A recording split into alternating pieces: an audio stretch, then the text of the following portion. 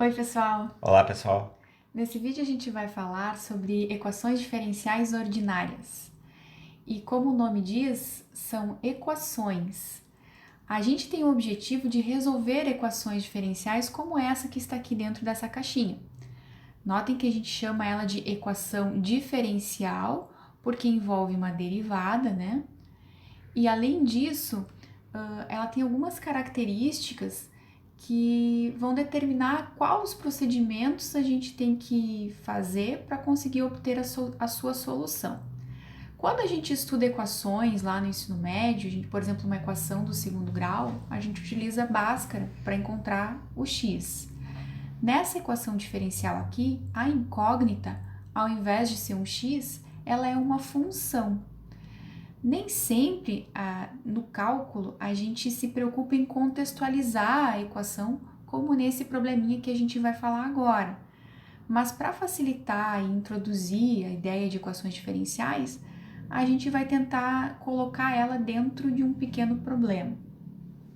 Então, por exemplo, aqui, se P de T é o valor depositado em uma conta de poupança que paga taxa de juros anual de R%, compostos continuamente, então o valor de P daqui a T anos é proporcional ao valor de P. Notem que o que diz a equação diferencial é isso. A taxa de variação do dinheiro que eu depositei na poupança ao longo do tempo é proporcional ao valor do dinheiro que eu tenho lá. E essa proporção é R sobre 100, onde a R é essa taxa anual de juros compostos aplicados sobre o meu montante. Esta equação diferencial que está aqui, nós dizemos que ela é uma equação diferencial de primeira ordem, porque a derivada que aparece na equação é a derivada de ordem 1, é a primeira derivada da função p. Se houvesse mais derivadas envolvidas na equação diferencial, a ordem da equação diferencial é a ordem mais alta, da derivada mais alta que aparecer na equação.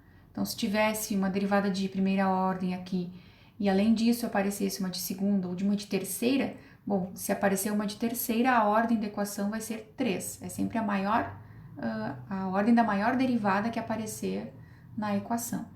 Então, nós temos aqui uma equação diferencial de primeira ordem e nós vamos mostrar aqui para vocês como se faz, né, uma maneira de resolver essa equação diferencial. Cabe salientar que, assim como a gente já falou, né, quando a gente tem lá uma equação do segundo grau, né, e a gente usa a Bhaskara para encontrar as raízes, né, a gente está usando a Bhaskara porque é uma equação de segundo grau. Então a gente identifica o tipo de equação e aplica uma técnica, no caso, né, que é a Bhaskara. Vocês lembram que quando a gente tem uma equação de ordem 1, tem uma equação algébrica, né, a gente não usa Bhaskara, a gente simplesmente isola o x.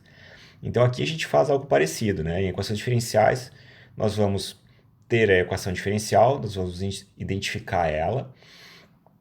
Um dos passos que a gente faz é identificar a ordem.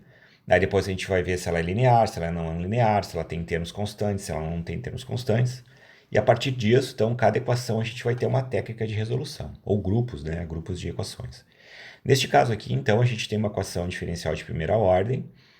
Ela é uma equação linear, tá? Isso daqui a gente fala um pouco mais de detalhes depois. Mas então, só para vocês verem aqui, ó, neste caso, né, a gente costuma utilizar, apesar de não ser a única maneira de resolver essa equação diferencial, a maneira mais simples é usar este método que a gente chama de separação de variáveis, né, ou separando as variáveis, que está escrito aqui, né, mas o método é chamado de separação de variáveis. Então, esse método consiste da seguinte maneira: a gente vai pegar aqui, a gente tem nessa equação, né, vocês percebam que o R é uma taxa, então ele é como se fosse um número constante. Tá? Então nós temos aqui a variável dependente P e a variável independente T. O que a gente faz então é jogar todas as variáveis P para um lado e tudo que tiver a variável T para o outro. Certo? Então nesse caso, a gente está separando as variáveis. Então vocês percebem que a gente vai passar o P dividindo e esse dt a gente vai passar multiplicando. Tá? Então nós vamos ficar com 1 dividido por P dp igual a R sobre 100 dt, certo? Então vocês percebem que agora tudo que é P está do lado esquerdo e tudo que é T está do lado direito. Bom, então agora que nós temos isso aqui separado, né, e essa equação foi bastante simples, né, às vezes dá um pouco mais de trabalho, mas nesse caso que nós já separamos, o que a gente faz agora é integrar ambos os lados. Vocês percebam que aqui nós não colocamos o símbolo da integral, mas a gente está fazendo isso, tá? A gente está integrando ambos os lados. Então, como resposta, a gente tem aqui do lado esquerdo logaritmo natural do módulo de p, e do outro lado aqui a gente tem integral. Isso daqui é como se fosse tudo uma constante, então vai virar aqui um polinômio, né? Lembre que o R a gente sabe quem que é, porque é a nossa taxa. Então vai ficar aqui R sobre 100 é totalmente conhecido, vezes T, mais essa constante C, que essa daqui sim a gente ainda não sabe quem que é. Uma coisa importante para observar é que é usual, não é obrigatório, deixar do lado direito o número que acompanha a expressão. Porque o objetivo de resolver essa equação é isolar quem é a função P, que é a função incógnita dessa equação diferencial. Então, tudo que do lado esquerdo, normalmente a gente deixa somente os P's, e do lado direito os números e os T's, digamos assim, para a gente poder integrar. Também notem que como a gente integrou ambos os lados, poderia ter uma constante, a integral é indefinida, né? Então poderia ter um mais constante desse lado e um mais constante desse lado. Mas a gente reúne as duas constantes nesse valor C aqui, como um abuso de notação já para facilitar a solução. Certo. Então agora nós vamos isolar o P, né? Então isolando a variável dependente P, nós temos aqui que o P de T é igual a D, né? Essa aqui foi a gente reescreve essas constantes aqui, né? E chamando de D. Aplicando exponencial em ambos os lados. Isso, aplicando exponencial em ambos os lados. E então nós temos D, a constante D, vezes a exponencial. Aqui ficou um pouquinho pequeno, né? Mas nós temos aqui a exponencial. Isso aqui tudo é o expoente, né? Do número de Euler. Então é R sobre 100 vezes T. Certo? Agora, quem que é este D aqui, né? Este D aqui é o que a gente chama da condição inicial do problema, né? Então, no nosso caso aqui, este D, ele vai ser exatamente o valor inicial que nós vamos aplicar aqui no nosso banco, digamos assim, né? O valor que nós estamos aplicando, que vai render seus juros aí ao longo dos anos. No tempo zero, se você colocar zero no lugar do T aí na expressão de P, aqui, né? P de zero vai dar igual a D vezes E elevado a zero, porque eu vou multiplicar aqui por zero, né?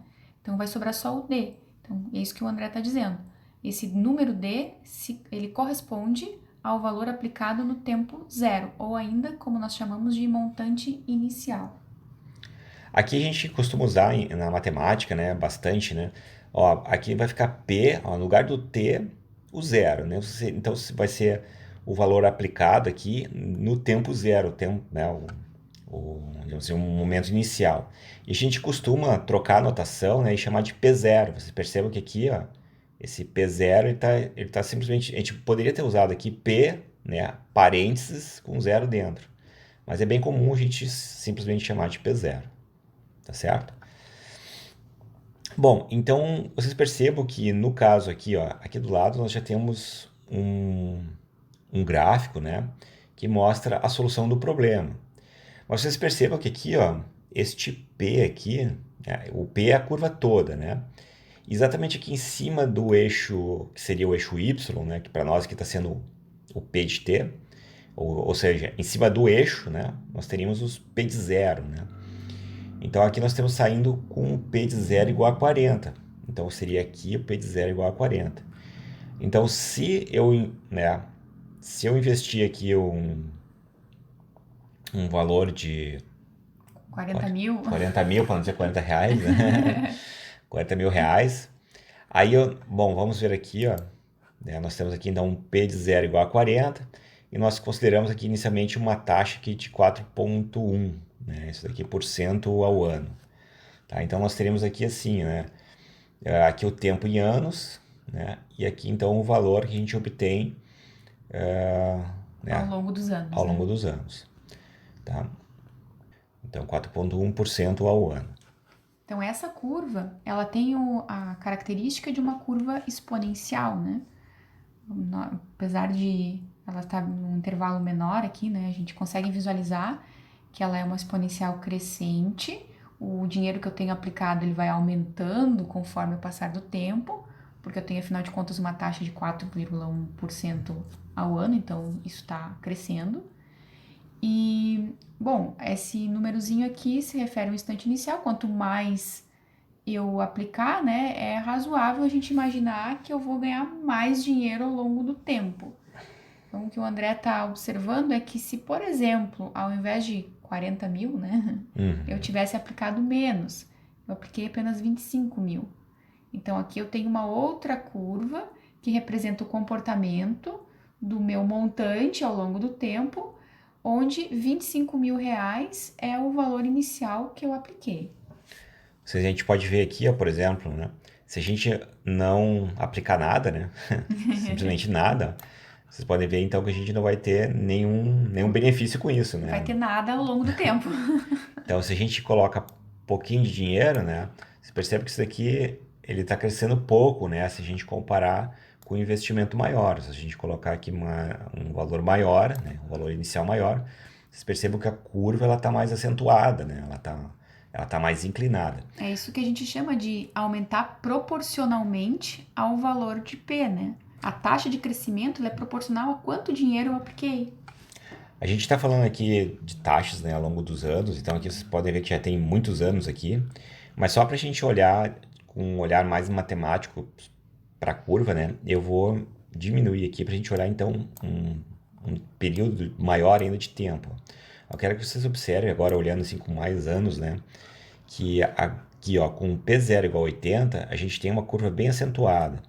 E conforme a gente vai diminuindo esse valor inicial, vocês percebem que a curva ela vai ficando com a nossa curva aqui ela vai perdendo um pouco, né, dessa inclinação, principalmente na parte inicial aqui, né? Ó, até a gente chegar no zero que já aí não é nada. Ó, quando eu vou aumentando, ela fica bem mais inclinada. Tá? Então, olhando assim, né, com um período de tempo maior, fica mais fácil a gente perceber essa inclinação, né, da curva. Então é bem assim natural a gente dizer agora então que a nossa solução ela depende do valor inicial aplicado. Por isso que a gente fala que a solução de uma equação diferencial é uma família de curvas. Tem várias possibilidades para essa curva vermelha que vocês estão vendo aí no gráfico. Como eu vou saber qual é a curva que eu estou interessada, ou qual é a curva para o meu problema específico? Isso vai depender do montante inicial que eu depositei na poupança. Então, esse montante inicial a gente costuma chamar de condição inicial, né? É o valor que determina de todas as possíveis curvas que são solução dessa equação diferencial, qual delas se aplica ao meu problema específico.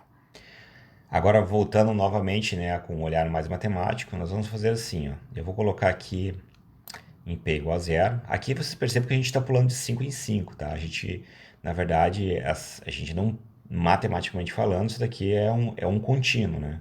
A gente vai, né, a gente tem infinitos valores possíveis para P0 e, consequentemente, infinitas curvas, né? Mas só para a gente ter uma ideia do que está acontecendo, nós vamos aqui habilitar Opa, esqueci de habilitar o rastro. Então, vamos lá. Então, veja só. Agora eu vou animar aqui para a gente ter um exemplo, né, que a gente chama de família de soluções. Então, a família de soluções é mais ou menos pensar dessa forma, né? Dependendo da condição inicial que a gente coloca, a gente vai ter uma curva, né? Em equações diferenciais, né, principalmente quando a gente está modelando problemas, a gente sempre vai ter uma condição inicial pré-determinada. Então, por exemplo, aqui, ó, são as infinitas, digamos assim, né, as infinitas possibilidades que a gente tem para render o nosso dinheiro, porque a gente tem infinitas formas, né, de valores para colocar inicialmente. Tá? Então, quanto eu vou depositar, né? Digamos que eu tenho 40 mil para depositar. Eu tenho infinitas maneiras infinitas possibilidades de depositar um valor entre 0 e 40 mil. Então, vamos supor que eu tenho 40 mil e eu decido, né? depositar 20 mil. Então, eu vou estar interessado nesta curva, de todas essas curvas que eu tenho aqui, eu vou estar interessado nessa daqui, que é aquela onde começa com 20 mil. Então, agora com essa curva, eu consigo prever quanto eu vou ganhar ao longo do tempo. E mais uma observação é que toda essa nossa previsão de curvas possíveis para a minha aplicação, né, elas dependeram dessa taxa fixa que foi determinada no início, que é a taxa R. Então, se eu considerar essa taxa de 4,1% ao ano, é esse todo o comportamento que a gente acabou de visualizar aqui. Claro que se no começo do problema eu tivesse definido ou conhecesse uma estimativa diferente de 4,1, todo o problema se refaz, né? O mesmo valor inicial poderia ser aplicado a uma taxa maior e, consequentemente, render mais ao longo do tempo. Mas o que a gente está chamando aqui de condição inicial para o nosso problema é o montante inicial. E essa taxa ela é definida antes do estudo do problema, tá? Então, a gente colocou aqui embaixo algumas outras possibilidades para taxas, né? Se para esses mesmos 20 mil reais aqui que eu aplico inicialmente, eu tivesse a sorte de um ano bom em que a taxa de juros é bem alta, né?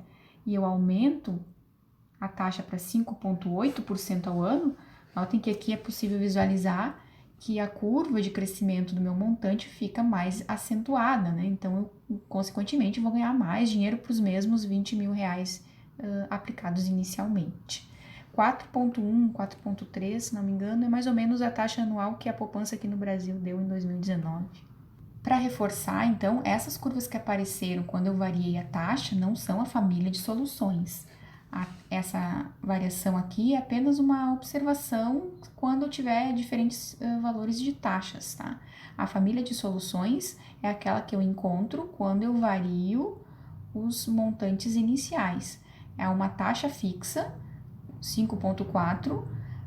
Dependendo do valor inicial que eu depositar, eu tenho uma curva. Esse grupo de curvas que aparece aqui na tela é a família de soluções para essa equação diferencial que está aqui, onde R é o número 5,4. E o montante inicial eu chamei de P0. Uma coisa que a gente também pode observar, já adiantando um pouco aí o que está por vir, né? É que quando a gente tem famílias de soluções, que nem essas aqui, ó, o que está acontecendo aqui não é uma coincidência, isso sempre tem que acontecer. Que as curvas, né, que fazem parte da família de soluções, elas não podem se intersectar. Então, que nem elas estão aqui, ó, elas não se encostam, né? Vocês percebam que antes, quando a gente fez a variação do... Vou botar um valor fixo aqui, ó, vou limpar. Quando a gente fez essa variação em R aqui, né? Então, aqui aparentemente, né, a gente pode pensar que de forma errada, né, que isso é uma família de soluções. Isso não pode ser uma família de soluções porque essas curvas elas estão se encontrando aqui nesse tipo P0, né? No caso que P0 é igual a 65. Certo? Nem faz sentido, né? Isso pensando do seguinte ponto de vista. O mesmo montante inicial não vai variar de formas diferentes ao longo do tempo, né? Então, os mesmos 65 mil que estão fixados como montante inicial, eles não vão ter comportamentos diferentes para uma mesma taxa, né, ao longo do tempo. Então, não faz sentido nem pensar, se isso eu fosse tentar entender isso como comportamento físico, né, do problema. Então é isso, pessoal. Um abraço e até o próximo vídeo. Até mais, pessoal. Um abraço.